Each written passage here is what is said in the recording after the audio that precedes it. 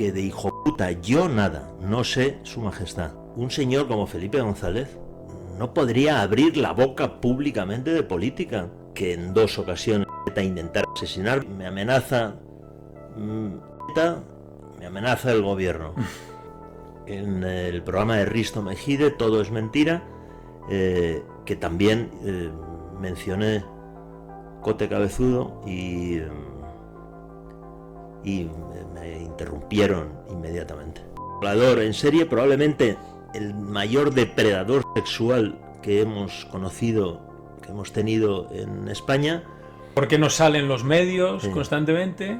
Y por qué las asociaciones feministas no están poniendo el grito en el cielo. Sí, el documental En el nombre de ellas. En el nombre de ellas. Sí, que se meta su dinero por el culo.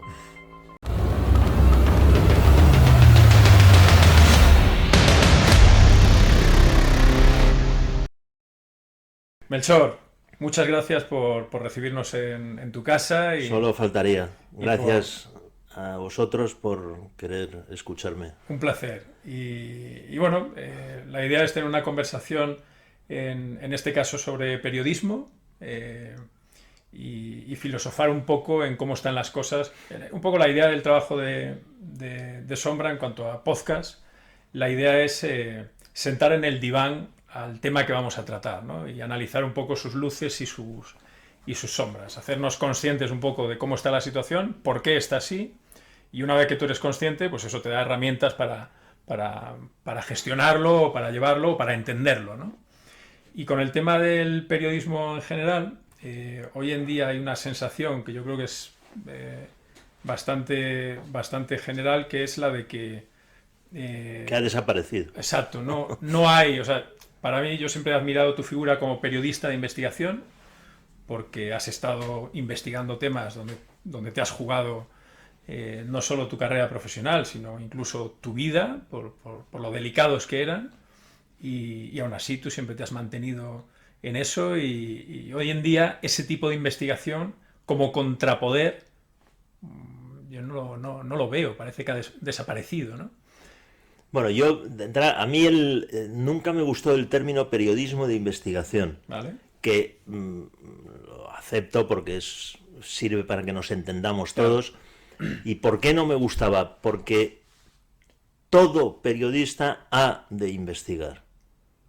Al final, el periodismo es algo tan sencillo y tan difícil a la vez como enterarse de lo que sucede, contrastar la veracidad de la información que te ha llegado y, una vez que tienes la información, publicarla.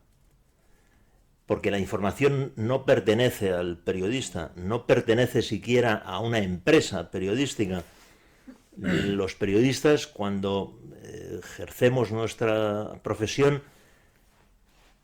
antes que hacer uso de nuestra libertad de expresión, que esa la tenemos para expresar nuestras opiniones, somos depositarios de un derecho que no nos pertenece a nosotros, que es el derecho de los ciudadanos a estar informados, a recibir información. En España, el artículo 20 de la Constitución. Y por lo tanto, un periodista que no publica una información veraz y relevante está actuando de una forma inmoral, ilícita y absolutamente reprobable. O sea, una noticia veraz y de relevancia la tienes que publicar, te cueste lo que te cueste, aunque te cueste la vida o la profesión. Yo no voy de valiente, soy la antítesis del valiente, pero estoy orgulloso de poder decir que siempre he cumplido con mi obligación, que todos mis errores y todos mis aciertos han sido obedeciendo solo a mi conciencia y que jamás he dejado de publicar una información por más que haya recibido presiones para no publicarla. Yo siempre digo que sería multimillonario si hubiera dedicado mi vida a no publicar las cosas que he publicado. ¿Cuáles dirías, Melchor, dentro de todas las investigaciones que has hecho, que son las Pero más me delicadas? dejas por abrochar un poco la pregunta inicial. Entonces, el problema que hay hoy, lo fácil es decir, no, las presiones del poder político, del poder económico y tal, que existen, han existido toda la vida. Claro. La diferencia está entre que un periodista o un medio acepte una presión. Lo grave no es que se produzcan, porque es, insisto, lo que ha ocurrido toda la vida en el periodismo. Y lo que yo creo que ha sucedido es que la precariedad de los periodistas ha llevado a muchos a no cumplir con su obligación, porque han pensado que podían sobresalir o subsistir mejor arrodillándose que haciendo lo que tenían que hacer. Y la precariedad de los medios, 3/4 de lo mismo. Pero yo la responsabilidad la deposito en los periodistas. A mí me atacan los nervios cuando escucho a algún colega, y me pasa en cualquier actividad profesional, dice, no, pero es que hay que alimentar a los hijos. Y yo siempre digo, hay que alimentar a tus hijos decentemente. Yo prefiero robar, que no lo he hecho nunca, pero antes hubiera robado que dejar de publicar una noticia veraz. Y el argumento de que no, es que tengo que alimentar a mis hijos, pues aliméntalos decentemente. Y entonces, el problema no es del IBEX 35 o del gobierno de turno. El problema es de los periodistas y las empresas periodísticas que ceden a esas presiones. ¿Y por qué ya no hay periodismo de investigación? Pues porque no hay periodistas que quieran hacerlo y empresas dispuestas a financiarlo. El periodismo de investigación es caro, cuesta dinero. No tanto porque hay mucha gente que piensa, no, es que compráis información. Yo siempre digo, yo jamás he pagado, como se dice muchas veces, hay gente que dice, por un dossier, por una carpeta. Porque yo jamás, a mí me viene alguien, me trae una carpeta con una información y yo no me pongo a escribir o a editar un reportaje tal cual. Compruebo, investigo, contrasto y después ya publico. Y yo he pagado a fuentes de información por el tiempo que me han dedicado a la investigación y a la contrastación de la información que me suministraban. Porque siempre he pensado, desde pequeñito, que el trabajo hay que pagarlo. Claro. Y si a mí una persona me da una información y me dice, y yo te la doy y ya no quiero saber nada más, lo respeto, ya me busco yo la vida. Pero si le digo, necesito que estés 5 meses haciendo cosas para que yo contraste la veracidad de esto, yo a la gente que me ha dedicado ese tiempo sí le he pagado y no me avergüenza en absoluto. Nunca he pagado y dice, toma, te doy esto o tal. Eso no lo he hecho. Pero... Entonces, ¿qué crees tú que ha cambiado de antes a ahora para que antes sí hubiera personas? Bueno, había medios que apostaban por ello y periodistas que queríamos hacerlo.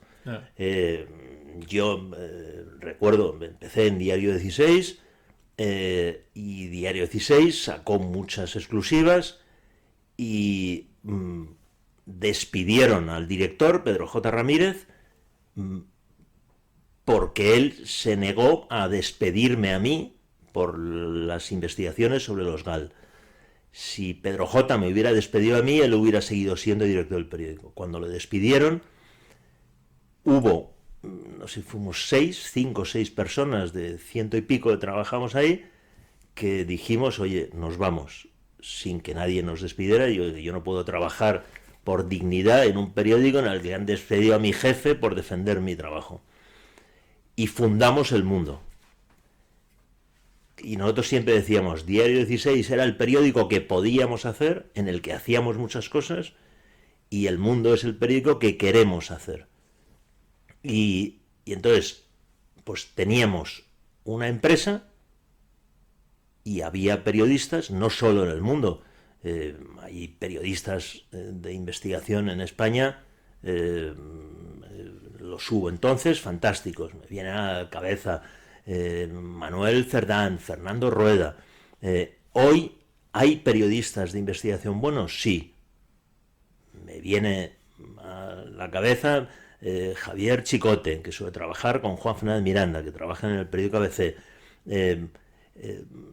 Yo creo que hay pocos periodistas y después no hay empresas dispuestas a asumir lo que supone denunciar, porque al final el periodismo de investigación viene a ser publicar cosas que hay alguien poderoso que no quiere que se sepan.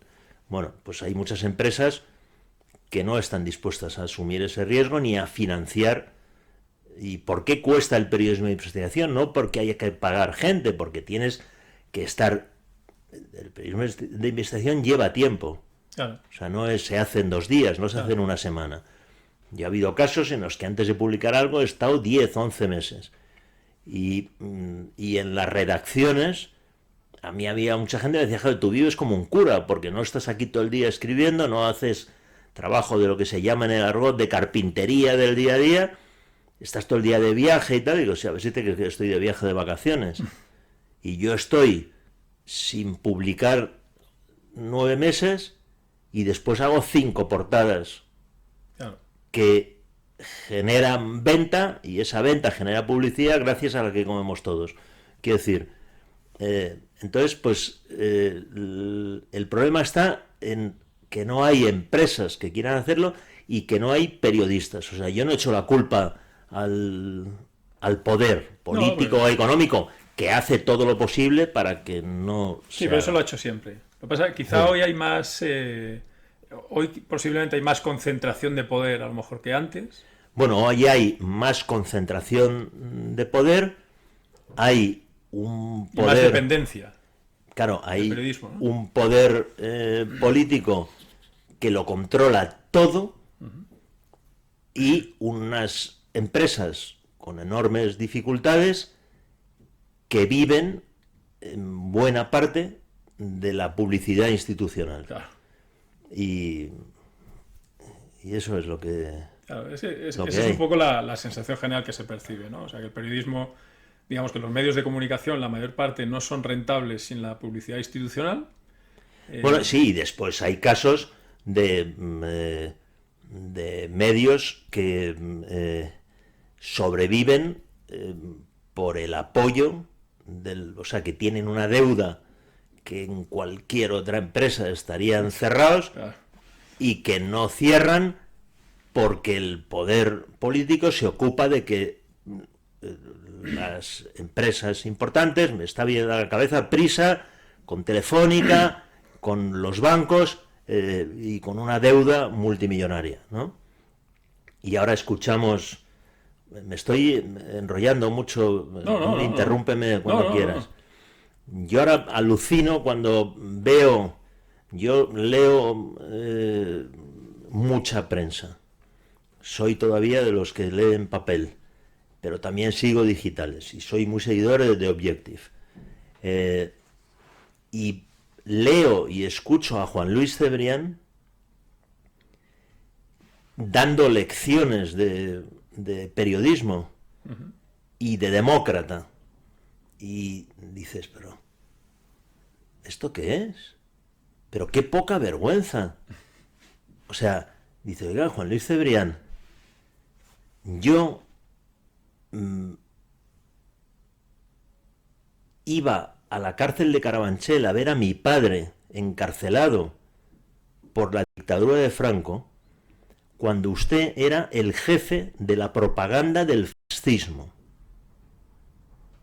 de Franco, con Arias Navarro, apodado Carnicerito de Málaga, presidente del gobierno, y el jefe de la propaganda, que era Televisión Española, la única televisión de España, el director de informativos era Juan Luis Cebrián, que ahora nos da lecciones y critica al país y tal. Y dice, pero... y él se olvida de lo que supuso el país, que fue un periódico que hizo muchas cosas muy bien. Pero las connivencias del país con un gobierno que robó y asesinó, como los gobiernos de Felipe González, los favores gubernamentales a prisa, que ingresaba cantidades ingentes de dinero a través de la editorial Santillana con los libros de texto, porque el gobierno le facilitaba a Santillana los planes de estudios antes de aprobarlos, para que una vez aprobados, el primer libro fuera de Santillana. La actitud que tuvieron mientras nosotros denunciábamos los GAL, su vinculación con Felipe González. Y ahora Cebrián nos da como Felipe González, que da lecciones de democracia. Y dices, oiga, que en cualquier país del planeta, un señor como Felipe González no podría abrir la boca públicamente de política. Y ahí está, un señor bajo cuyo gobierno se robó a manos llenas, y un gobierno que organizó y financió una banda que asesinó a 30 personas, varias de ellas que pasaban por ahí, y que ahora nos da lecciones de democracia, ¿no? Bueno, pues esto es lo que hay. Bueno, mañana nos las dará Zapatero. Sí, bueno, Zapatero no va a tardar más porque se está forrando, ejerciendo de amanuense de las dictaduras bolivarianas, ¿no? Que es de lo que vive y de lo que cobra generosamente. Yeah. Que el otro día le escuchaba ya a Zapatero atónito en un acto en el Ateneo, no estuve, leí la crónica de Peláez en el ABC, magnífica por otra parte, como ves me gusta el periódico ABC, que tiene firmas muy buenas, y que hablaba, dice, no, yo no puedo entrar con esto tal, por ¿cómo dijo? Por mis compromisos o por el respeto al acuerdo, por el respeto dice, oiga, pero que estamos hablando de una narcodictadura, o sea, ¿de qué me está hablando usted? Bueno, pues sí, los medios a mí me generan mucha tristeza, porque he vivido muy buenos tiempos del periodismo, en momentos muy complicados, en los que había medios, en los que había periodistas, en los que había directores, empresas, y que funcionaban razonablemente, unos mejor, otros peor, tenías épocas mejores, épocas peores, subía la venta, bajaba la venta, pero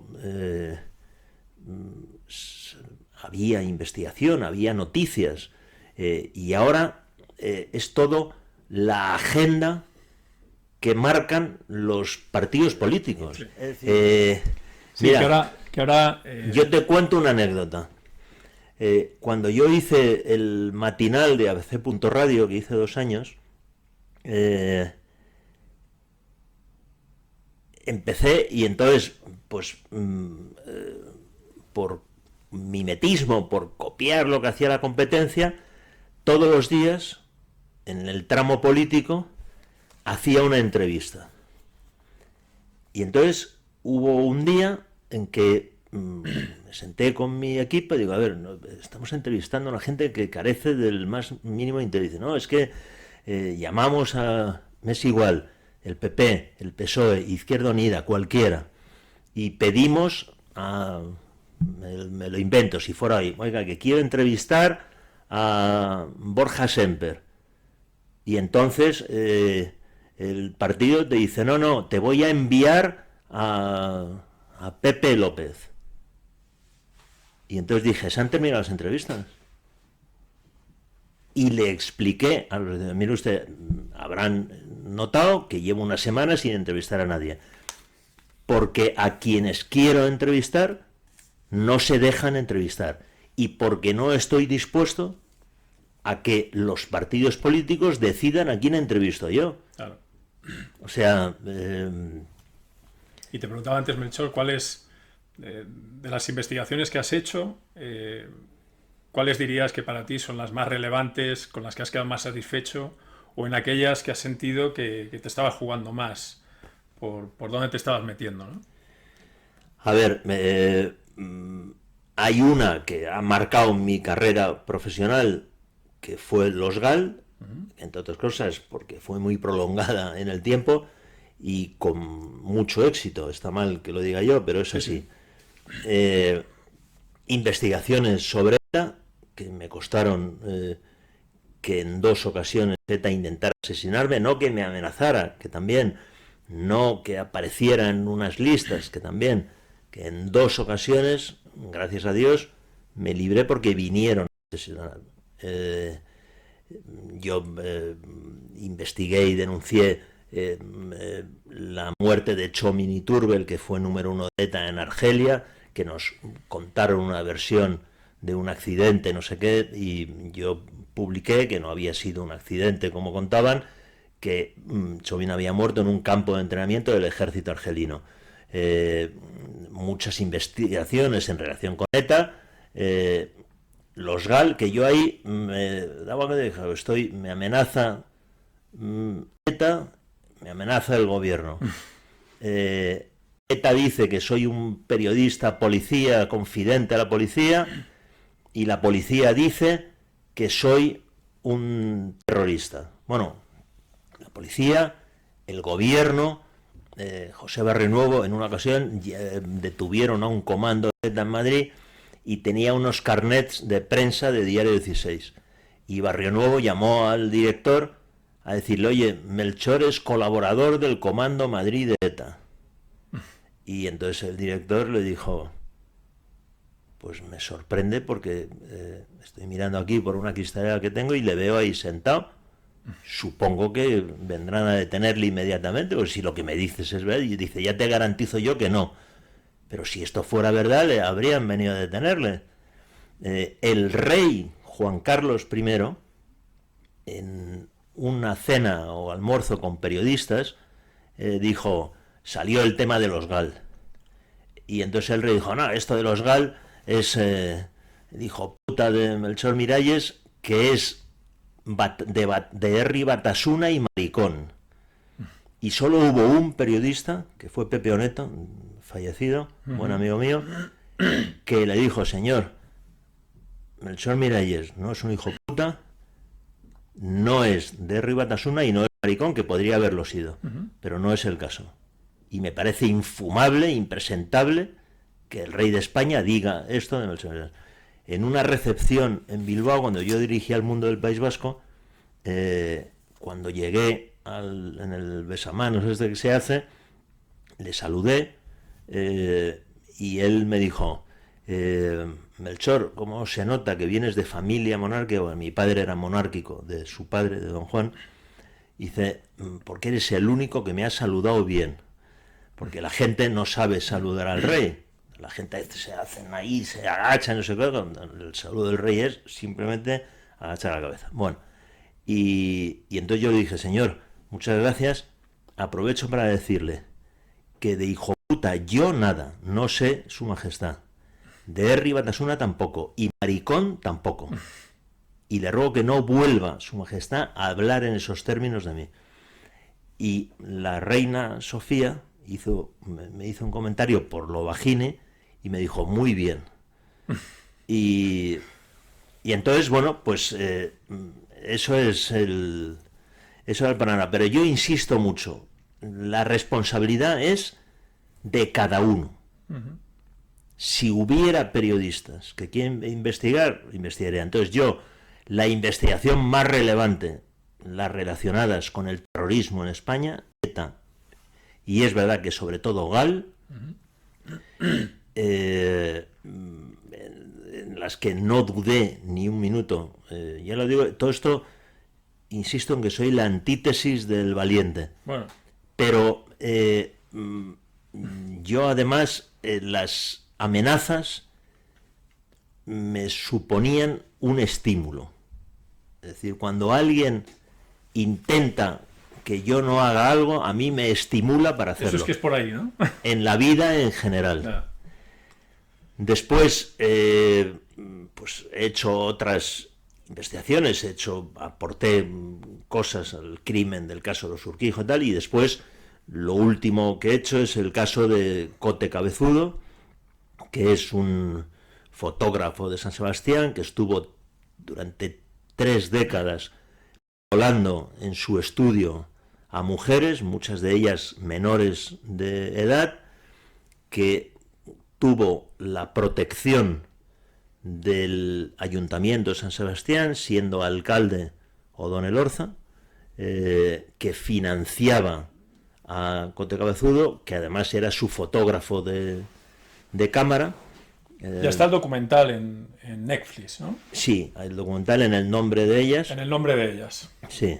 Que mucha gente se estará preguntando, porque ha sido quizá uno de los mayores escándalos de la historia de España en cuanto a tema de abusos, y hoy en día, con la sensibilidad que hay con esos temas, entiendo que mucha gente se preguntará ¿quién es Cote Cabezudo? ¿por qué no saben de esto? ¿De qué me están hablando estos dos? ¿Por qué no salen los medios constantemente? ¿Y por qué las asociaciones feministas no están poniendo el grito en el cielo con este escándalo que ahora nos comentará, ¿no? Bueno, pues es, ya digo, un violador en serie, probablemente el mayor depredador sexual que hemos conocido, que hemos tenido en España, y que por su estudio pasó gente muy relevante a abusar de las mujeres y otros que iban a mirar, como por ejemplo el caso de Juan Mari Arzac, el famoso cocinero. Y esto no es un caso como el famoso que ha habido cosas en internet del Bar España, de tal. No, aquí hay, yo todo lo que digo está en unas causas judiciales, está aprobado. Y ha habido una condena. Ha habido una condena y después este es un caso en el que no es palabra contra palabra de unas chicas que dicen a mí me violaron, me violó Cote Cabezudo o me violó no sé quién. Es que Cote Cabezudo grababa en vídeo todas esas violaciones y después las distribuía en páginas de pago de pornografía y de pornografía infantil. Y bueno, la denuncia de este caso, que quien quiera conocer más detalles puede ver en Netflix En el nombre de ellas, a mí me costó la muerte profesional. Es decir, yo en Televisión Española, en la tertulia matinal de Televisión Española, fue mencionar Cote Cabezudo, me interrumpieron, no me dejaron seguir. ¿Quién llevaba el programa? Pues mira, en una ocasión... Vamos, yo lo sé, pero es para que lo... En una ocasión María Casado, y después me ocurrió con el señor Cintora. Era mencionar Cote Cabezudo e inmediatamente... No, que hay que hablar de no sé qué, que hay que meter un vídeo, una publicidad, no sé qué. Y después me ocurrió lo mismo en el programa de Risto Mejide, Todo es mentira, que también mencioné Cote Cabezudo y me interrumpieron inmediatamente. Y entonces... Bueno, entiendo un poco mejor cómo funciona eso, pero de cara a cualquier persona que no lo entienda, ¿por qué suceden estas cosas? O sea, ¿por qué en ese caso en concreto? Bueno, pues porque entiendo que hay personas importantes detrás. Bueno, sí, pero digo, hay personas importantes y eso queda así, parece que es una conspiración. Ya. No, mire usted, hay personas importantes. El caso de Odón Elorza, que a quien yo no acuso de hablar a nadie. Ya. Pero O'Donnell Orza está acreditado en la causa, que hay un testimonio, después esto fue denunciado ante la Fiscalía General del Estado, un testimonio de un testigo, y ahí está acreditado que financiaba a Cote Cabezudo a través del ayuntamiento, que si una exposición, que si un libro, que si un catálogo, que no sé qué, y después que era fotógrafo de cámara, fotógrafo oficial de O'Donnell Orza. Y hay un testigo clave en el procedimiento, que es un abogado, que me lo diga a mí, que en sede judicial dice que en la estructura de captación de Cote Cabezudo, la persona clave, digamos la X de esa estructura de captación, era O'Donnell Orza. A mí O'Donnell Orza ha puesto una demanda, presentó también una querella contra el Mario Díez, el abogado de las víctimas, y que es curioso que O'Donnell Orza se querellara contra el abogado de las víctimas y contra el periodista que denunció el caso, y no hay noticia de que se querellara contra un medio de comunicación, que no digo el nombre porque se me va el nombre, el Diario de Cartagena, o sea, que publicó una entrevista con un tal Fabio que decía que con 15 años había sido violado por O'Donnell Orza. No consta que denunciara al tal Fabio o a ese medio de comunicación. Y en un juicio en San Sebastián, en sede judicial, audiencia pública en la que había periodistas, 5 testigos que declaran con obligación de decir verdad, porque si no cometen un delito de falso testimonio, como Pedro Sánchez de Otoya, 5 personas dice, bueno, O'Donnell Orza era conocido en San Sebastián como el niños. Esto no lo digo yo. ¿Ah, sí? Estoy citando declaraciones hechas en sede judicial. Ni un solo periodista de los que estuvo en ese juicio publicó esos testimonios. Que a mí me sorprendió, porque dices, si alguien dice esto en un juicio, bueno, en el juicio de Cote Cabezudo, que uno se imagina en cualquier ciudad de España, un juicio contra un violador y tal, estaría la sala llena y habría pleno de medios de comunicación. Yo te puedo enseñar un día una fotografía captada en la cámara encima del tribunal, en el que se ve que, aparte del tribunal, los acusadores, el acusado y la defensa, en la sala solo había una persona, que era yo. Y yo decía, ¿pero dónde están los periodistas, no? Bueno, entonces, en el caso de Cote Cabezudo, pues está eso, yo he publicado el testimonio de 2 mujeres que explican cómo Juan María Arzac acudía al estudio de Cote Cabezudo y que Cote Cabezudo dice, no, es que al cocinero le gusta venir a mirar. Yo he publicado y he puesto en conocimiento a la Fiscalía que Jorge Fernández, presentador de La Ruleta de la Fortuna, uno de los programas más vistos de la televisión española, un señor que hace publicidades, la cara más conocida del grupo A3 Media, fue protagonista masculino de una sesión de Cote Cabezudo de pornografía infantil, en la que él, con 27 años, estaba con una niña de 15. ¿Tú has visto esto en algún medio de comunicación? No. Bueno, esto que estoy contando de Arzac o de entiendo que son cosas probadas, Jorge Fernández, ¿no? Bueno, probadísimo.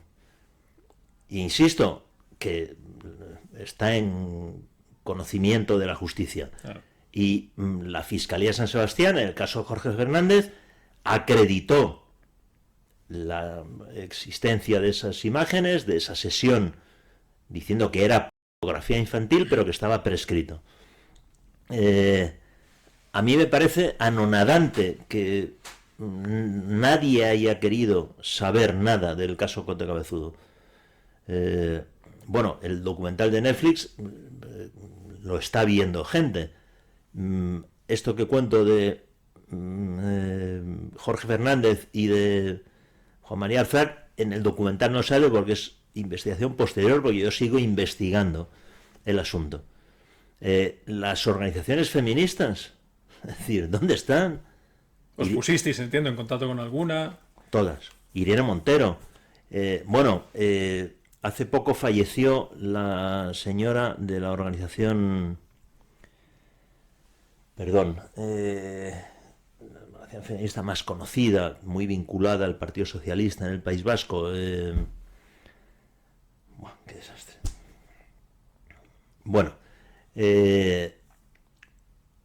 Que contactaron con el abogado de las víctimas para decir, oye, nos vamos a personar, porque nos personamos en todas las causas de abusos y tal y cual.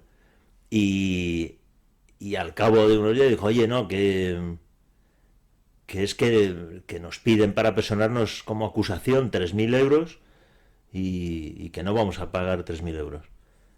Una asociación con un montón de... Y solo hubo una asociación feminista, que me da rabia no decir el nombre porque no lo recuerdo, de Irún, pequeñita, que apoyó a las víctimas, a estas mujeres, estuvo a su lado, hizo manifestaciones públicas dentro de sus posibilidades.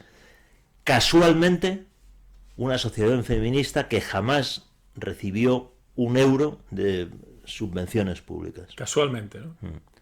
En Podemos hubo una mujer de Podemos Guipúzcoa que quiso hacer un acto en la sede de Podemos para denunciar el asunto, que se dirigió a mí, se dirigió al abogado, a las víctimas, y al cabo de 3 días dijo, oye, que no hay acto, que me han llamado de Madrid, que ni para atrás se va a celebrar ese acto, y además que me han liquidado, que ya no soy la responsable de feminismo de Podemos Guipúzcoa. Wow. Nadie, nadie, ni... De hecho, es curioso, que yo no sé si te lo he escuchado a ti, lo que pasó con Disney al principio, ¿no? Bueno, eso no es curioso, eso es la cosa más marciana. Yo me he dedicado muchos años a la producción audiovisual y es lo más marciano de mi vida. O sea, Disney contrata y paga un pastón por la serie. 4 capítulos sobre Cote Cabezudo.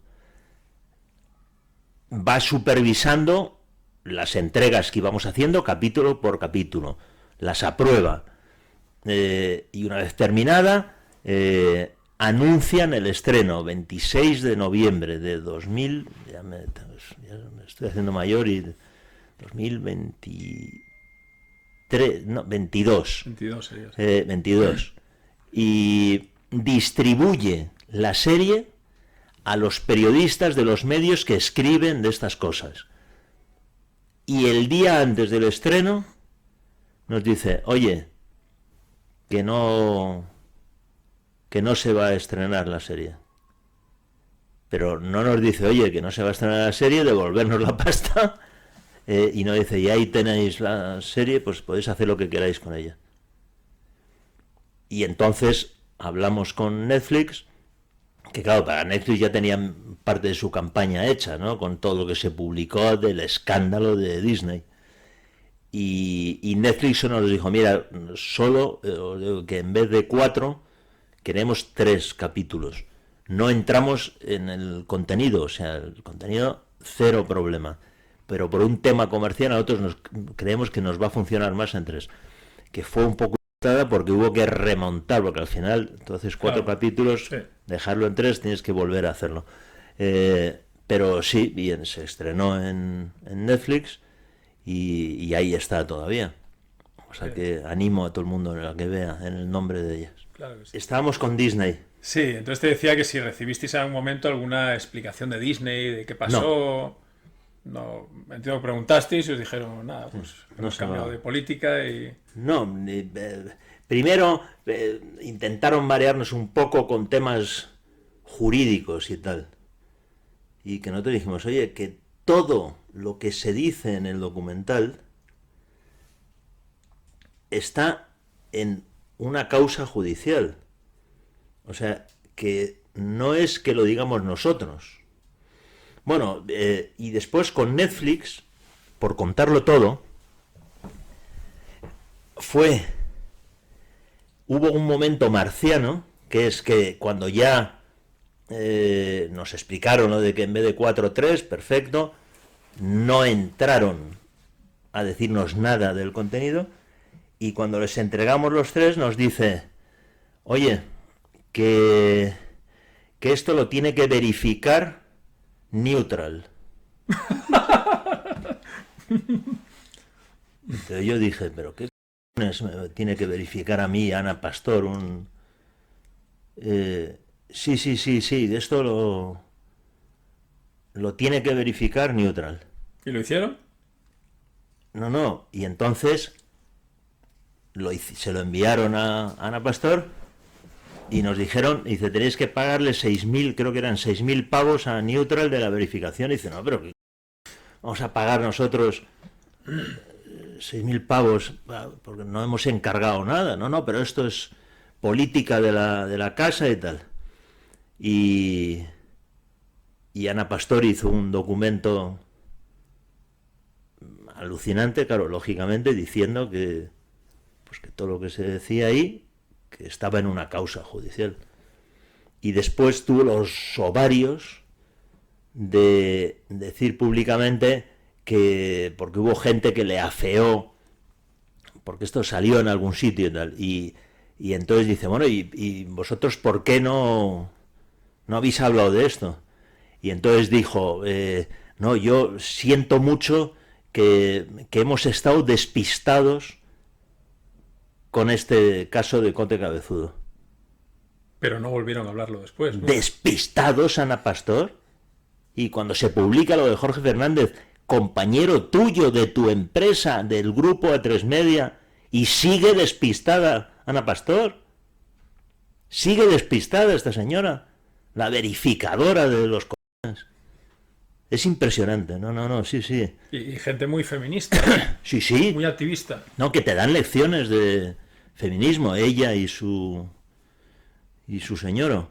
Bueno, a ver, el miedo es legítimo, es decir, al final te paras a pensar un poco sobre eso, de hecho es normal tener esos dilemas y yo entiendo que tú los tendrías también. No, vamos a ver, el miedo es absolutamente legítimo, claro. Es un sentimiento Porque, a ver, yo entiendo... y el miedo lo que hay que hacer es gestionarlo. Claro. No, pero yo el ceder a una presión a mí me parece... o sea, no lo concibo, no entra en mi cabeza. Y bueno, pues yo no soy licenciado en nada, pero yo estudié hasta cuarto de Derecho. Pero yo que soy periodista vocacional, o sea, desde pequeñito, yo dije, quiero dedicarme a esto, leyendo un serial en el diario Pueblo sobre el asalto al tren de Glasgow. Y ahí me enganché a la prensa, tal, y digo, yo quiero dedicarme a contar cosas, a esto y tal. Y caí en la mejor escuela de periodismo que había entonces, que era Diario 16. Tuve 2 directores fantásticos, el primero Miguel Ángel Aguilar y el segundo Pedro J. Ramírez. Y unos compañeros fantásticos, y ahí aprendí este oficio. Y aprendí lo que te he dicho, ¿no? Que Pedro J. tiene una frase que a mí me gusta mucho, que dice: cuando un periodista, un medio tienen una noticia que es veraz y es relevante, es como cuando una flecha en el arco, cuando el tirador tiene la flecha en el arco, no hay Sí, hay que ninguna otra posibilidad que soltarla. Entonces, bueno, el miedo, que yo entiendo, ¿cómo no voy a entender el miedo? Yo entiendo y trato hago siempre un esfuerzo por entender a los seres humanos. Pero no publicar una noticia es como si un médico dejara morir a alguien en la calle, ¿no? Esto es, por eso digo, hay oficios que conllevan riesgos. El periodismo es uno de ellos. Sí. Y que dicen, no, qué valientes. No, insisto, digo, no es valentía. O sea, un bombero cuando va a apagar un incendio corre un riesgo y sabe que corre un riesgo, pero lo apaga. Y después hay oficios que no tienen horario. Uno, yo creo que el periodismo es una forma de vida y tiene una parte de sacerdocio, ¿no? Y tú eres periodista a las 24 horas. Claro. Y si hay una noticia, hay una noticia. ¿Cuál ha sido, por ejemplo, para ti, Melchor, dirías, el coste de oportunidad? O sea, la factura que te ha pasado el meterte en esos follones y hacer ese tipo de investigaciones. No, ¿Cuál es el coste y cómo lo has gestionado? Vamos a ver, mira, a mí el dedicarme a este oficio me ha hecho ser feliz, ser un hombre feliz, tener una vida envidiable, en su día ganar mucho dinero, pero sobre todo tener una vida, disfrutar como un animal cada día de mi vida. Yo siempre he dicho, yo jamás me ha ocurrido algo que le ocurre a la mayoría de los seres humanos, que es levantarse por la mañana y decir, joder, qué coñazo que tengo que ir a currar. Nunca. Entonces a mí el periodismo me ha posibilitado ser un hombre inmensamente feliz. Y después, ¿ha tenido costes? Sí. Ha tenido el coste de tener miedo. Cuando uno recibe una amenaza, yo después aprendí pronto que el que te quiere hacer algo normalmente no te amenaza. Claro. El que te amenaza quiere que dejes de hacer lo que estás haciendo por la amenaza. Pero bueno, pues cuando a mí el Ministerio del Interior me dice que me he librado de que me asesinara ETA, yo estaba rodando una serie, se llamó Padre Coraje, que produje, y que rodamos buena parte de ella en Sevilla. Entonces yo iba los lunes de Madrid a Sevilla, en el AVE de no sé qué hora, primera hora de la mañana, y volvía los viernes.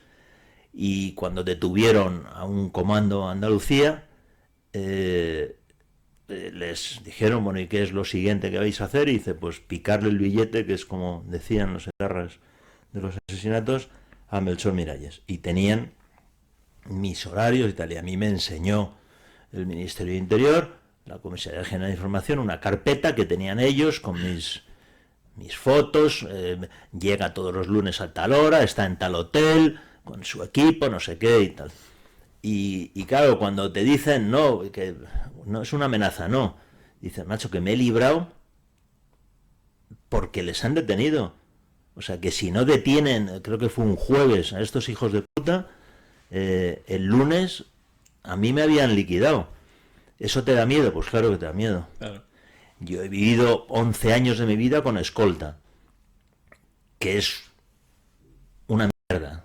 Estoy infinitamente agradecido a los escoltas que han trabajado conmigo. Eternamente agradecido, que además con algunos mantengo todavía contacto, son mis amigos y les aprecio y les quiero. Pero vivir con escolta es una mierda. Y con, bueno, si no era mi padre, y con mi mujer. Mi padre fue escolta de Emiliano Revilla, justo después del secuestro de ETA. Y bueno, pues conozco un poco cómo es esa vida, esa rutina, y pues no deja de ser incómodo. Y después cuando tienes con una mujer, 2 críos pequeños y tal. Y ¿Cómo lo llevan ellos? Bueno, no, mis hijos ya son mayores. Y pero son aquellos fantásticos, tiempos, pero en aquellos tiempos no, porque me preguntaban y yo les decía, no, son unos amigos, son unos amigos. Y entonces me decían, joder, pero qué amigos de puta madre tienes. Eso, yo soy muy mal hablado. Ellos me decían, pero, joder, qué amigazos tienes que están todo el día Contigo, ¿no? contigo, ¿no? Y después mi hijo se enteró en el colegio, y de hecho un día mi hijo llega a casa, no recuerdo la edad, pero siendo un renacuajo, y me dice, oye, papá, ¿por qué ETA te quiere matar? ¿Quién es ETA? Porque él pensaba que ETA era una persona. Ajá. Y le digo, ¿pero qué me estás diciendo? Dice, sí, que me han dicho que ETA te quiere matar. ¿Y por qué? Y que estos señores son policías y tal. Bueno, por cierto, muy vomitivo, no sé si lo viste, el reportaje de La Secta con los escoltas de Gonzo, de un tal Gonzo. ¿No lo has visto? ¿No? Bueno, impresionante. O sea, sacan... Ah, sí, el reportaje último que han sacado. Sí. Que les debió de costar el casting, primero, unos escoltas que incumplen un secreto evidente del secreto, de vulnerar el secreto, y después que hacen un retrato de los escoltados, y dicen, no, que el mío se iba de putas, no sé qué, dice, o sea, a ver si yo espero que Gonzo haga algún reportaje igual de algún escolta de alguna mujer maltratada, a ver si dice, no, es un poco puta o lleva minifalda, o sea, ¿no? Que dice, una cosa insólita lo de Gonzo, es que me pareció vomitivo, y no se ha hablado, en The Objective hubo un artículo de Marcos Ondara, me parece que era, y es lo único que he leído sobre ese reportaje. Bueno, y me he ido de la pregunta. Así, entonces, el periodismo, pues, me ha costado eso, me ha costado en el final de mi carrera el ostracismo absoluto con el caso Cote Cabezudo, y situaciones jodidas, pues me encarcelaron en Mali por instrucciones de Felipe González y Rafael Vera, y estuve 3 días ahí encerrado, me dieron una paliza en un grupo de tierras en San Sebastián junto a 3 colegas del grupo 16, o sea, pues, alguna situación y tal, pero el periodismo a mí me ha dado una vida plena que la he disfrutado, o sea, y ahora que estoy jubilado, me jubilé porque como consecuencia del vacío de todos los medios de comunicación estaba en la ruina absoluta y necesitaba ingresos, y como ya soy un señor mayor, soy abuelo y tal, pues me jubilé para tener un ingreso. Y sigo haciendo mis cosillas, tengo un digital modesto, donde publico lo que me sale de los huevos, pero el periodismo a mí solo me ha dado cosas buenas, o sea, yo sería un falso si dijera, no, es que el periodismo me ha costado y tal. A mí el periodismo me ha hecho ser el hombre más feliz de la tierra, o sea... Es curioso porque al final cuando dejas de hacer y no cosas... quiero ser cínico, podría ir de...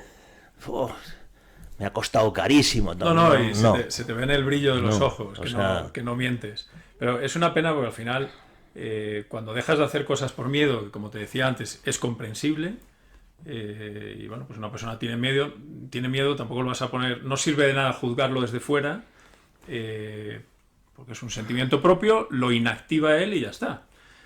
Pero es cierto que cuando uno hace cosas o deja de hacer cosas por miedo, nunca es feliz. Claro. Y al final... Bueno, y la felicidad no es un estado permanente, ¿no? Pero no puedes terminar una vida diciendo, joder, sí, qué bien me lo he pasado. O sea, claro, he hecho lo que de verdad quería hacer, he actuado en conciencia, he sido fiel a mis principios. Eso no tiene precio. Exacto. O sea, eso no tiene precio. Pero al final, si no, terminas una vida conducida por el miedo y cuando miras para atrás... ¿no?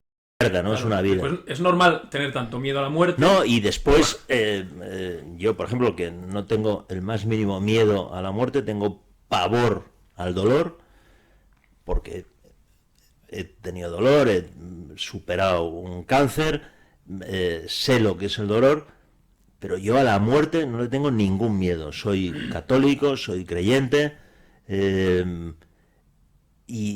pero tengo la conciencia absolutamente tranquila, e insisto, y la gente dice, no te arrepientes de nada, y a mí la frase, no me arrepiento de nada. Yo, no es que me arrepienta, yo viendo mi vida hacia atrás, hay cosas que las haría, en mi vida en general, no hablo tanto del trabajo, también algo de trabajo, que las haría de otra forma, seguro.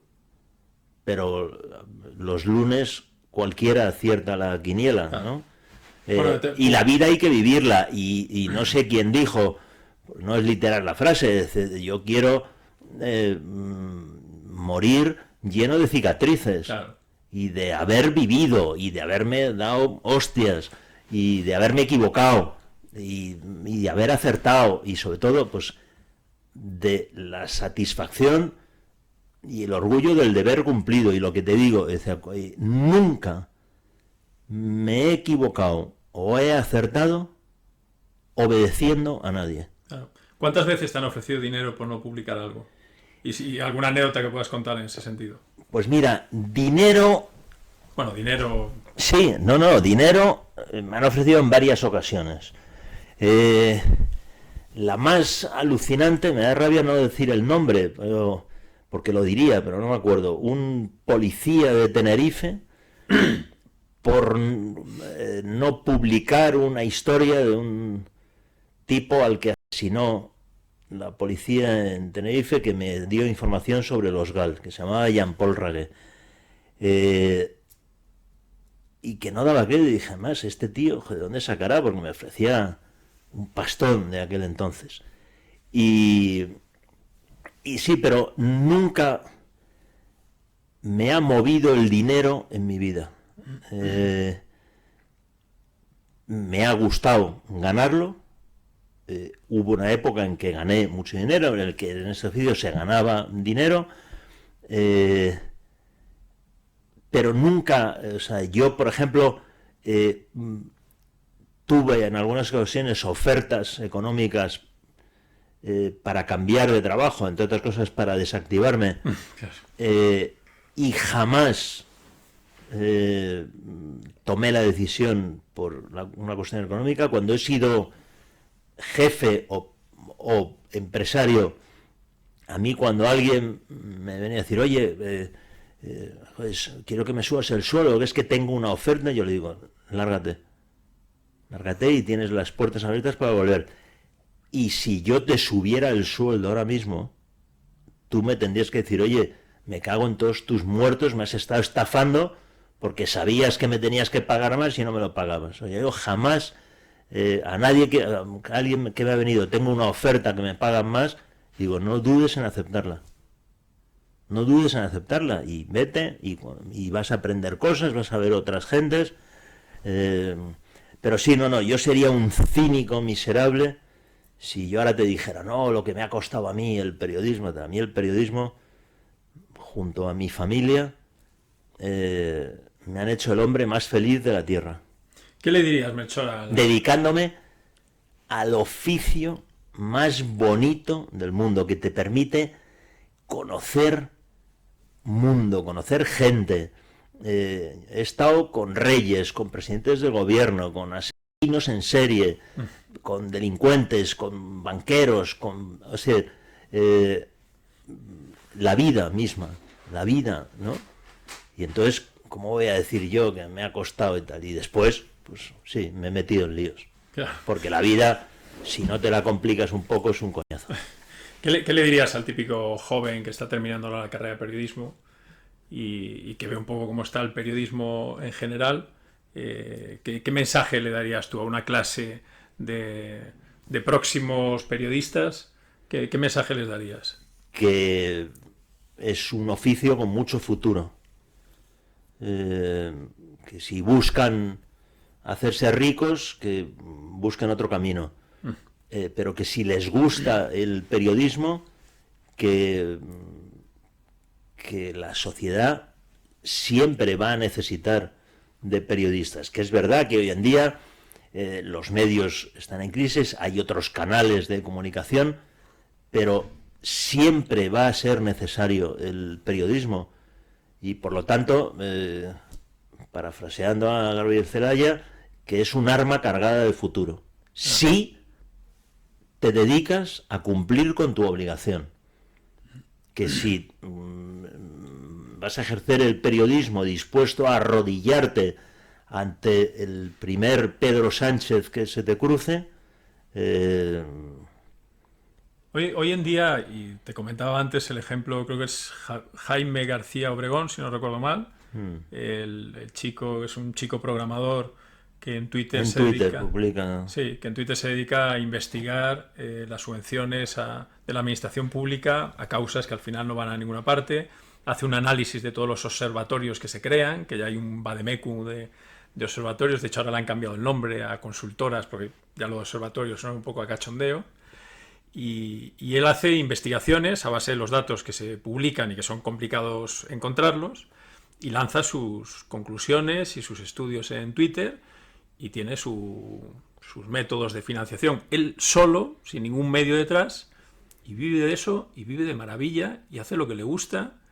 Y a mí me parece un poco un ejemplo de cómo cualquier periodista joven se puede buscar la vida en hacer un trabajo propio de investigación y después tener un rendimiento. O sea, hoy en día las redes también te permiten eso, ¿no? Sí, De después. manera independiente. Sí, después no es tan sencillo, Sí, claro. tiene también, pero sí, hoy hay muchas posibilidades, aunque no tengas detrás un medio. Se vive mejor con un medio detrás. Es decir, entre otras cosas, porque pues hola, soy Melchor Miralles. Sí, claro. No es lo mismo que decir, hola, soy Melchor Miralles, trabajo en El Mundo. O Claro. trabajo en El País, que no he trabajado nunca, o en ABC, o en The Objective, o en un medio. Un medio te da, y después un medio te da una nómina, y si estás tú en tu casa, tienes que buscarte la vida. Pero yo lo que digo es que no entiendo cómo hay alguien que no quiera ser periodista. O sea, creo que no hay un oficio más maravilloso que el periodismo. ¿Cuál es tu opinión ahora con todo el tema de control de medios, los movimientos que está habiendo ahora para catalogar a los medios oficiales y a los no oficiales? Bueno, es una regresión al franquismo, ¿no? Yo padecí la dictadura en mi familia. Mi padre fue deportado un año en Fuerteventura por asistir al famoso Congreso de Múnich, por asistir a una reunión de demócratas en Múnich. Fue encarcelado en el año 72, no en la prehistoria. O sea que sé muy bien lo que es una dictadura. Y es como una regresión a la dictadura, ¿no? Es insaciable este gobierno en tratar de controlarlo todo. Y yo siempre digo, joder, si no controláis suficiente, o sea, es más, son insaciables. Este señor quiere estar 3 años en el gobierno, que probablemente lo esté, porque es un señor que está dispuesto a todo, y como dijo Pérez Reverte, este es un señor que vende a su madre los jodidos que entrega a la tuya, no a la suya, ¿no? Que me pareció muy brillante la definición.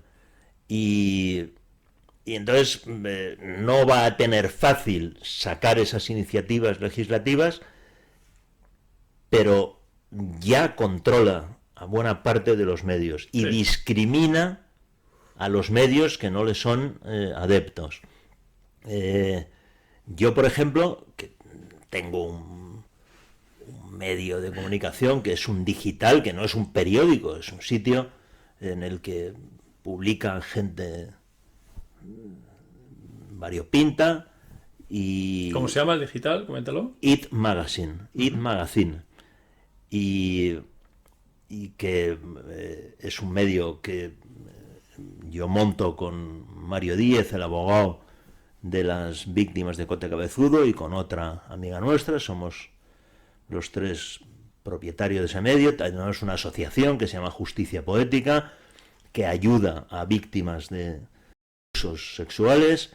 No tenemos publicidad, no es que no tengamos publicidad institucional, que no la tenemos, es que no tenemos publicidad. No ingresamos nada. Lo hacemos literalmente por amor al arte, ¿no? Y por tener un medio donde publicar lo que nos dé la gana sin tener que discutir con nadie, ni pelearte, ni tener líos. Y entonces yo al que quiera ser periodista le digo, no lo dudes. A pesar de Pedro Sánchez y Bolaños y toda esta recua de gente, el periodismo tiene futuro mientras haya un periodista dispuesto a cumplir con su obligación. O sea, no va a acabar con el periodismo Pedro Sánchez. Podrá apoyarnos, complicarnos la vida, perseguirnos, y después no tiene cojones Pedro Sánchez para empezar a meter periodistas en la cárcel. No tiene cojones. No lo digas muy alto. Sí, lo digo, no tiene cojones. Y no lo digo por él solo, en concreto. A veces parece que es solo él. No, bueno, Bolaños, el pequeño Marlaska, toda la banda esta, que son una banda, no tienen huevos para empezar a meter periodistas en la cárcel. Bueno, vamos a ver, no sé qué opinas tú de cómo va a ir la deriva, pues es cierto que ahora vivimos un momento a nivel geopolítico general de muchísima tensión, que de hecho da la sensación de que es por eso que la percepción que tengo es que en Europa se masca la tragedia a nivel financiero y a nivel de relevancia. O sea, Europa ha quedado renegada a ser los tontos de la regulación, que yo creo que el meme que lo resume perfectamente es la botella, el tapón de la botella, que no se puede quitar bueno, ahora. Y porque nunca ha existido. Quiero decir, el Tratado de Roma, es decir, ha existido una Europa que ha hecho acuerdos económicos y que ahora han montado una macroestructura de vividores que desconocen lo que es la democracia. ¿Qué es la nueva aristocracia? ¿Qué es la nueva aristocracia? Sí. Esa se clase lo llevan crudo y que eso, y es la regulación. Y que te dicen que tienes que comer Sí, que lechuga, tienes que desayunar, que tienes que comer, que tienes que merendar. Y que tienes que ir en bici. Y que tienes que ir en bici. Sí. No, es acojonante, pero ellos ellos van avión ellos van en avión, en coches. Tomándose un licor. Sí, o sea que, y tomando un jamón de bellota, puta madre. En base a tu experiencia, por la trayectoria que tienes, sí, porque a mí me pasa esto, bueno, también tengo muchas amistades dentro del mundo financiero, político, y como he sido siempre muy inquieto, pues conozco mucha gente y tengo cierto conocimiento de cómo funciona el mundo del poder en general, ¿no? Y es cierto que cuando te aproximas un poco a cómo funciona, es inevitable, hay una frase que lo resume, de cuando miras al abismo, el abismo te devuelve la mirada, ¿no? O sea, cuando te adentras un poco en los entresijos y ves cómo funciona todo, es bastante fácil caer en la... no sé cómo decirlo, en el pesimismo, en decir, joder, qué pocilga, o sea, si la gente conociera cómo se toman determinadas decisiones, o quiénes hay detrás, o cómo las toman a la ligera, sin pensar o sin saber las consecuencias, y cómo son tan egoístas todos, unos y otros, y cómo hay tanta corrupción, y después escuchas los debates sociales, políticos, que parece que hablan de sus partidos como si fuera gente que se levanta cada mañana con el ánimo de servir, ¿no? Y con el ánimo de pues... Mira, te voy a contar una anécdota bonita. Os voy a contar a ti y a todos tus oyentes, televidentes. Un día, hablando con Zapatero, yo le hice una entrevista a Zapatero, la última que hizo siendo presidente del gobierno. Y después estuvimos ahí charlando. Zapatero, que era un tipo simpático y que, como se dice en la distancia corta, era un tipo agradable, y que aguantaba, tenía cintura con los medios, yo le hice una entrevista y al terminar me dijo, oye, Melchor, ya está hecha la entrevista. Dice, pero joder, es un poco cabrón, porque primero habíamos pactado 20 minutos y me has tenido 50 minutos. Y después me has llamado mentiroso 5 veces. Con 2 creo que hubiera sido suficiente. Y le dije, no, me he quedado corto. Bueno, y entonces hablando y tal, bueno, y estuvimos ahí un rato tomando un café y tal, mano a mano. Y yo antes le había robado una cosa, porque él durante la entrevista, ahora os lo voy a enseñar, es un documento maravilloso. Durante la entrevista yo vi que él tenía ahí un folio y un boli y nada, no toma nota. Y en un momento yo le pregunté, digo, bueno, presidente, y explíqueme un poco el cisco que tiene organizado en el partido, en el PSOE. Y entonces él me dice, ¿cisco? ¿Qué cisco? Y veo que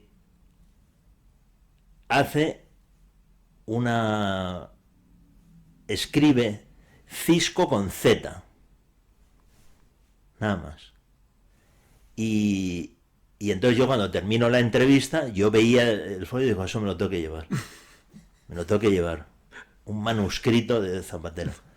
Y entonces al terminar la entrevista, no sé qué, bien, cogí mis papeles, los puse encima del suyo y me llevé ese documento histórico, que es las cosas que tiene el periodismo, a veces hay que robar algo. Yo durante una época fui un experto, fíjate, de lo que es el periodismo de investigación, en leer al revés, para cuando estaba en despachos con gente, poder leer los documentos que tenían, y me hice un profesional de leer. Bueno, y se me ha ido, ya estoy mayor, soy un abuelo.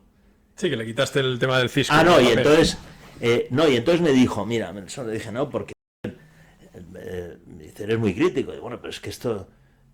Y entonces me cuenta y dice, mira, es que pensáis la política, somos seres humanos y después las cosas tal... Y entonces me cuenta que estaban en una reunión de estas mierdas de Europa, del presidente, es una cumbre y tal, cuando estalla todo el bombazo de Goldman Sachs y tal, la gran crisis. Y que entonces estaban ahí reunidos todos los presidentes de gobierno de toda la Unión Europea. Dice, y entran y nos dicen, ha ocurrido esto.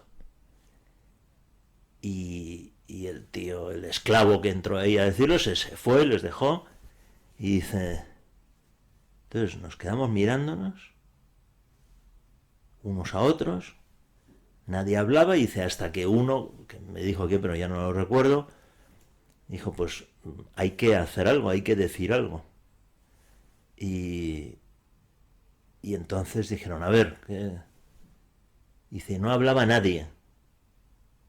Y entonces ya, no me acuerdo quién era, el alemán o el que fuera tal, el que estaba entonces, dijo, bueno, pues voy a llamar a mi equipo para que nos preparen un... Y me contaba no tenía yo la sensación de que le diera vergüenza. Dice, estaban ahí todos los presidentes de la Unión Europea y fueron incapaces de articular una palabra, ¿no? Pero después están muy idealizados. Sí. Pues, yo recuerdo cuando fue con el tema de Ucrania, ¿no? Yo recuerdo cuando empezaron con el tema de las sanciones, cuando escuché la noticia de han puesto una sanción y van a bloquear el SWIFT para que no se pueda ningún banco ruso y demás.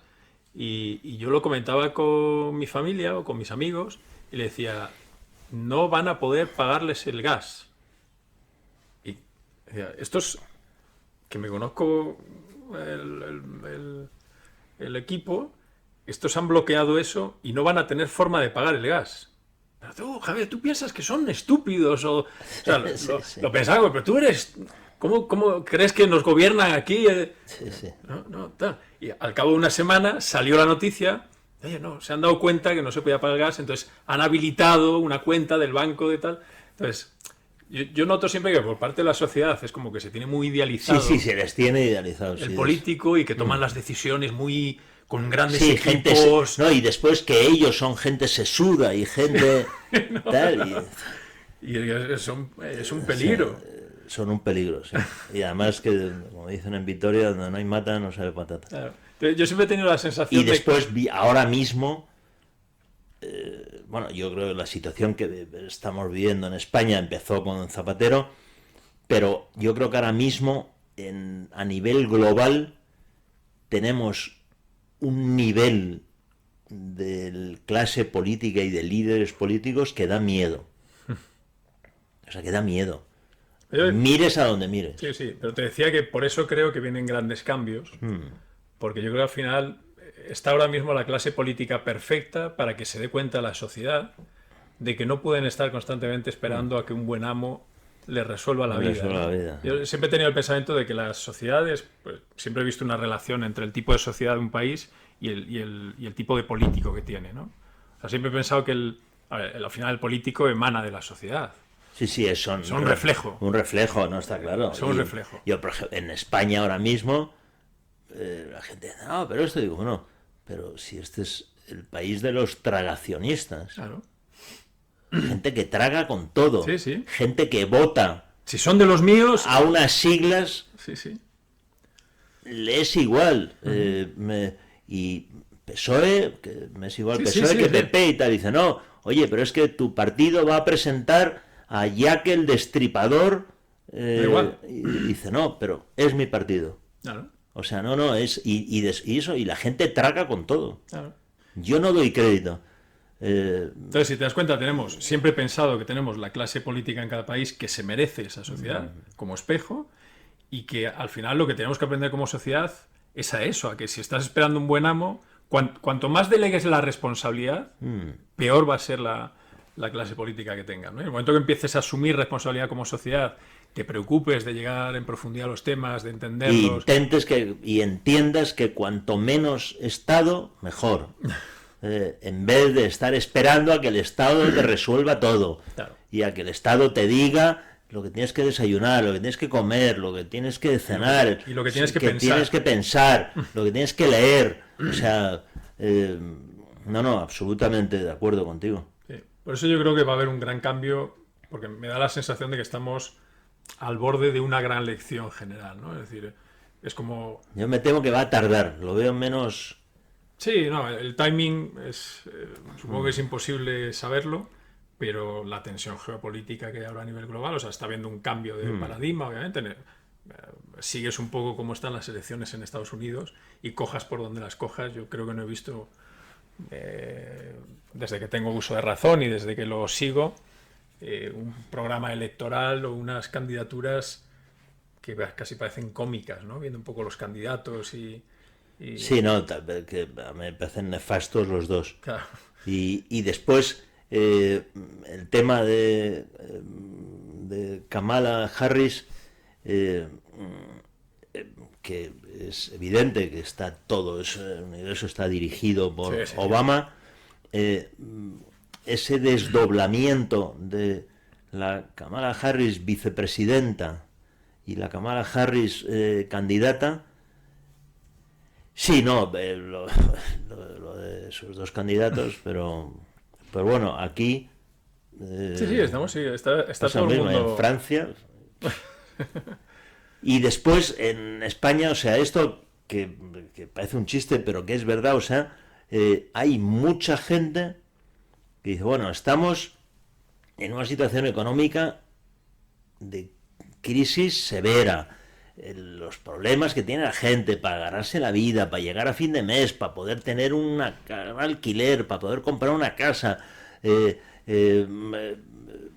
cercenando la libertad en general y tal. Y dice, sí, pero no gobierna la derecha, ¿no? Y dices, bueno, pero ¿esto qué es? Bueno, es que si te das cuenta, el único argumentario que hay hoy en día en la política es el miedo al otro. Sí, el miedo al adversario. Claro, como no tengo argumentos porque no hay adversarios, son enemigos. Claro. Bueno, enemigos de cara a la galería. Sí. No. Después forman parte del mismo equipo y mantienen un sistema que a ellos les va de... De hecho, un pensamiento que he tenido siempre, y tú me lo vas a poder confirmar, que yo siempre he tenido la sensación de desde hace ya bastante tiempo, que como no hay periodismo de investigación, cada vez que sale un caso de corrupción dentro de un partido político en España, siempre he tenido la intuición de que son casos destapados siempre por el propio partido. O sea, sale como se ha conseguido un caso de corrupción. En muchos casos. Sí, ¿no?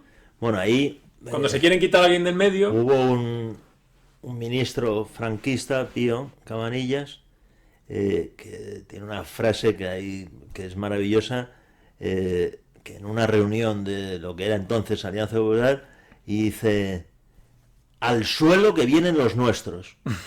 ¿No? Y sí, es verdad que los conflictos entre partidos, de esos conflictos salen muchas historias, ¿no? Claro. En fin, bueno, pues veremos qué nos depara. Me comentabas antes una anécdota de un logro que conseguiste a raíz de un espionaje que recibiste, ¿no? Sí, bueno, yo fui el primer denunciante de las famosas, el caso de las escuchas del CSIC, porque yo me di cuenta de que me seguían, y entonces con colegas del periódico empezamos a investigar a los que me seguían, matrículas de coches, bueno, y entonces descubrí que era el CSIC, entonces, hoy CNI, en el que mandaba el señor Emilio Alonso Manglano. Y entonces publicamos, era una cosa alucinante, porque había 14 tíos del CSIC dedicados a mí. ¿Qué estabas investigando en aquel entonces? Pues sería por alguna investigación, ¿no? El tema de los GAL. Vale. Y entonces, nosotros tenemos la sede del periódico en la calle Pradillo. Y entonces había permanentemente un coche en una calle a la derecha, se llama Pantoja, y otra calle en otro coche a la izquierda, porque tenían que tener dos coches, porque yo salía del parking, si iba a la derecha me cogían uno y si iba a la izquierda me cogía otro. Después tenían un piso desde el que me escuchaban las conversaciones con unos micrófonos que no sé cómo se llaman, que te captan conversaciones a no sé qué distancia y tal. Bueno, y después, un poco más adelante, supe que tenía micrófonos en mi casa hasta en el cuarto de baño. Que yo un día le dije a uno del CNI, y dije: oye, pero que queríais escuchar mis pedos. O sea, es que es alucinante. Bueno, y entonces yo presenté... Obviamente eso lo tuvieron que meter con alguien que fue a tu casa. Evidente. Sí, entraron en mi casa y entonces se celebró el juicio, porque después hubo más denunciantes y condenaron a Manglano, a Perote. A Manglano le expulsaron del ejército y tal. Bueno, y por un tema procesal había que repetir el juicio o hacer otro juicio, es que no recuerdo los detalles. Y entonces a mí me llama el abogado de Emilio Alonso Manglano y dice: no, mira, yo sí, te llamo de parte del general Manglano. Y dije: bueno, no, general no, porque le han expulsado del ejército. Dice: bueno, pues del señor Manglano. Y dice: vamos a ver, es que si usted retirara su denuncia, su querella, el señor Manglano pues no tendría que pasar por otro juicio, el juicio, los periódicos y tal. Y entonces me dice el señor Manglano que cuánto dinero quiere usted por retirar su denuncia. Y entonces yo le dije: mire, le ruego que le traslade al señor Manglano de forma literal que se meta su dinero por el culo.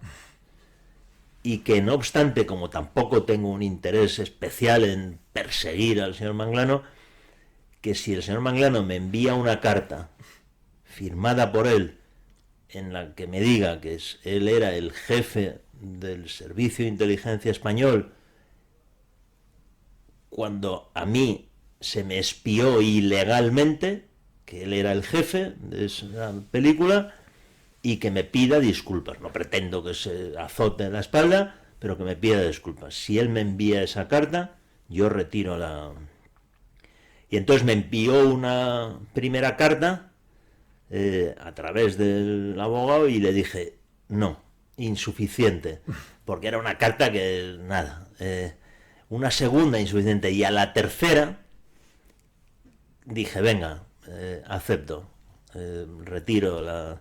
Que después, aunque yo lo retiré, como había otros y tal, que no les debió ofrecer lo suficiente, y hubo juicio. Pero yo tengo esa carta, y yo a mis hijos les digo, no vais a heredar dinero de mí, pero vais a heredar un documento único, histórico. No hay ningún otro jefe de un servicio de inteligencia, o sea, imagínense la gente, la CIA, el Mossad, el MI5, enviando una carta a un pobre diablo como yo, a un pobre periodista, diciéndole, yo era el jefe del servicio de inteligencia cuando usted fue ilegalmente espiado y le pido disculpas.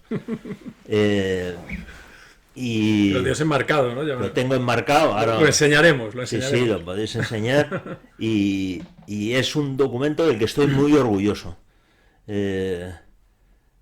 Hay amigos míos que me dijeron, podías haber sacado un pastón. Digo, pero podría haber sacado un pastón, pero no tendría este documento. Claro. Y lo feliz que me hace a mí ver en mi despacho este documento todos los días y decir, joder, y decirles a mis hijos, mira, dinero no, pero mira lo que tenéis. Y decir, yo he hecho muchas cagadas en mi vida, pero algunas cosas las he hecho bien, ¿no? Y ese es un ejemplo. Pues oye, Melchor, muchas gracias por la conversación. Quiero decirte, y de manera sentida, bueno, agradecerte. Yo tengo una hija pequeña, tengo también una niña acogida con la que colaboramos, que también ha tenido una vida complicada.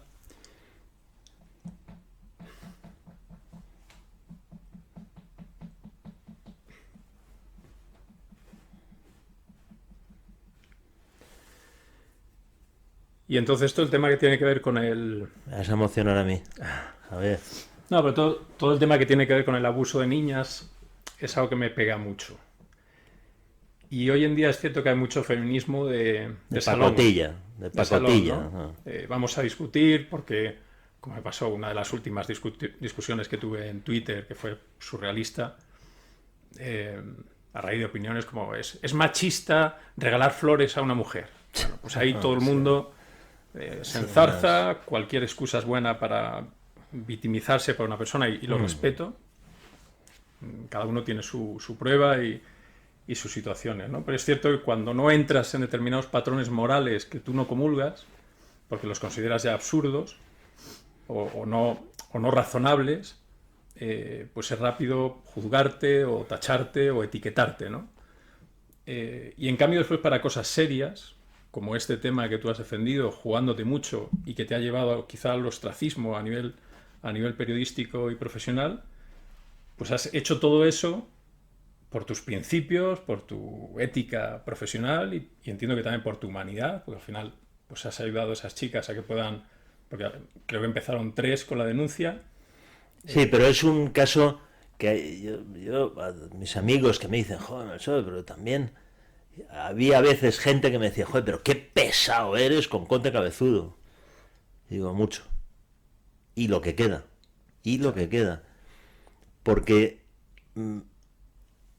yo les digo, cuando has conocido, yo ahora soy amigo de estas chicas,